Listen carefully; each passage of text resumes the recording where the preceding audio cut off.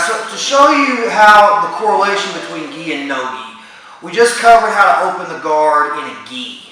I'm going to show you guys how similar it is. You have to modify your grips just a little bit, but you're going to see it's not that big of a difference. The one good thing about gi and no-gi both is most of your gi game is going to translate into no-gi. You just have to modify the grips a little bit, and you guys are going to see here that it's almost exactly the same as what I did in the gi. We're just going to go no-gi this time. So, same position we were in. Keep in mind, since I don't have the gi lapels to shove in his arms, so what I'm going to do, I'm going to put my hands on his biceps here, and I'm making a frame. What's really important here is I want to keep my arms straight, because just like in the gi, what's going to happen here is we're going to be in this battle. He's going to be swimming his hands in to try to break my grips, and I want to keep my hands here. So I'm going to frame on the biceps. I'm going to move my hips back, just like this. I'm framed, just like I did before. I've made space. Now we're going to do the same exact step for number 2. I'm going to push into his biceps. That's going to help me stand up. Once I get up here, we're going to do the same thing. Pinch my knees together. I'm going to sort of walk into them on the balls of my feet. Now what I'm going to use my elbow right here, just the tip of my elbow, just here, just slightly open it, put that knee down, and I'm going to squat right into it.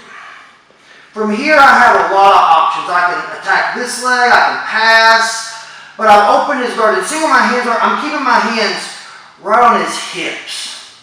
I'm controlling his upper body. The biggest part that I want to control his hips. If I can take his hips away, he doesn't have a guard. His guard is not going to be nearly as effective. So that's my whole object of doing this. So one more time, we're here. So we're going to go hands on the biceps. Move my hips back. I always want to make space to stand up.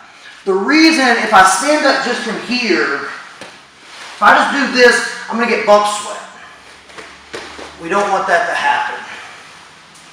You want to go here, move back, make the space. Now, use your frames here. Don't just try to stand up. Push into him a little bit with my hands. See, I'm using him to help me stand. Once I stand, pinch my elbow, put my knees together behind his butt. I'm in a really good spot now. I can start widening my base. Use my elbow here, clear this, and I like to squat down. So I'm on the balls of my feet. The advantage of being on the balls of my feet is I'm heavy and I'm mobile. And I can also counterattack a lot faster.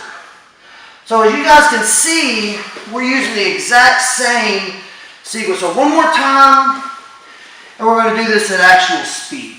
So we're here, make the frames, pinch the knees, stand up, squat down right here. Hands right here on the hips or on the ribs. Elbows are in. I've got my knee. I'm on the balls of my feet. I mean, if I don't have a partner, I'm basically in a wrestling stance. So just like your stand-up wrestling stance, we're using the exact same stance here to pass the guard. So as you guys see, very similar. Very similar. Your gi, no-gi way of opening the guard, very similar. Try this out, guys. If you have any questions on this, if you have any difficulty with it, let me know. We'll work on it together. Train this, get confident with it, and let's open people's guards up.